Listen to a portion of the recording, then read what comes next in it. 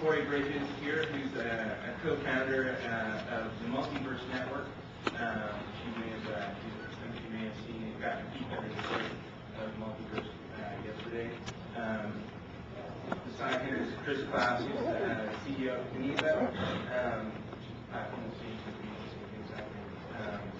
We've spoken, he appeared on frequently a couple of times. Stephen Lawler is General Manager of Microsoft's Virtual Earth products. And we haven't heard a lot of talk at the conference so far about these kind of mirror worlds, virtual spaces that replicate the real world. So it's very cool to have him here. Mike Wilson is the CEO of McKenna Technologies, which is the platform for Dare.com. He's been developing virtual worlds for a really long time. And McKenna, of course, is also the technology behind Virtual Lagoon Beach.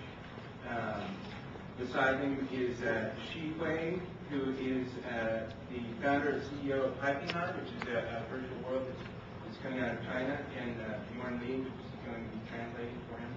And Ras Kasher on the end, the president of Ariadne, which has just launched MetaPlace, which is these virtual worlds for the web that we're starting to see appear. So we have a range of experience, and in North America or Europe. The question is more towards we don't know how it will evolve. Broadband penetration is increasing in many Asian countries and developing countries around the world too. It's not just about Asia, it's about South America, it's about Middle East. So we don't know whether client downloads will be the de facto modus operandi in Asia, or whether browser-based services will be the future. The thing is that we should still focus on convenience for the users and listen more to them. So there's a related question, a question related to the kind of clarification of virtual work. Without everything would be subscription-based. Shout out to our current buddies over there. That turned out not to be the case. Turns out that it's commerce and advertising that's much more prevalent on the web. And I think, I believe very much that that's what's going to happen with virtual worlds. Having a curve of paying an initial entrance fee, let alone an ongoing subscription, is just something that consumers are not going to put up with for too much longer. I think you're going to see free worlds with in-world item sales. I think you're going to see a lot of advertising subsidized worlds when you have a lot of these game advertising networks integrated through virtual worlds. But I think that's the future.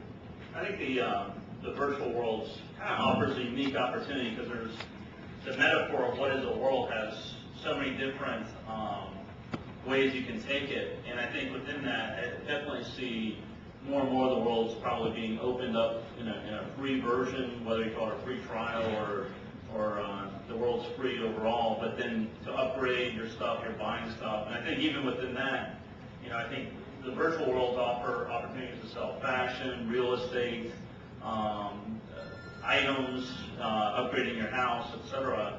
But I also think, not only that, I think we're seeing a lot of the worlds wherein a subscription model for those that want to have a VIP level, as well as we're also looking at kind of retail, which is kind of backwards from where I think a lot of the virtual worlds have been heading towards, which is purely online. But I do believe there's still a growing demand for people to buy something tangible, and we're doing like collector game cards at retailers. So these models are real models. They're not free-form CAD models that were built manually by college students or things like that. These are actually, we fly the cities. You can actually fly into the conference room and see all of us from here. That's the future. Exactly. So we're bringing these out of skill because we combine machine vision with something called photogrammetry, and we automated the algorithms to do this. So Hollywood used to be able to do small blocks of this manually. It would cost them millions of dollars to do a small corridor for a great movie kind of situation. And we're bringing this out, because we do this algorithmically on computers and massive networks and computer infrastructures. We're going to build out 3D model of the entire world. So when we talk about infotainment and how it plays into this, like Mark mentioned, we actually thought one of the nicest compliments, we were ranked in the top 10 with websites to waste your time on. It's a nice backwards compliment because it was Facebook, MySpace, it was Virtual Earth, it was, and all the sites where you can really sink your time into it. It speaks to the entertainment aspect. One of the issues with virtual worlds to scale them out is what kind of utility, right, do they provide? So they do have those social aspects, but then sometimes people get a little bored reinventing their friends list and every virtual world that comes out, and how to bridge that. And I think Multiverse guys trying to help with that. There's people trying to help with that continuity. But when you look at what kind of utility you can provide, you can think of interior spaces, you can think of commerce search, you can think of, just general search, moving into exploration mode. You can think of general, just everything you do on the web today. If you look at media, it's gone from newspapers to radio to TV. It's all the same things. It's sports, it's what happened at Wall Street, it's local news, international news, it's, it's all the same sets of information that have gone through these mediums. And then when we went to the internet, wow, huge step back. We went back to newspapers for the trade-off of interactivity, so we can interact with that structured stream of data. So the ultimate place is to work ourselves back up. We see the iTunes, revolution. We see all the music things that people said couldn't happen 10 years ago, kind of like rap saying this won't happen.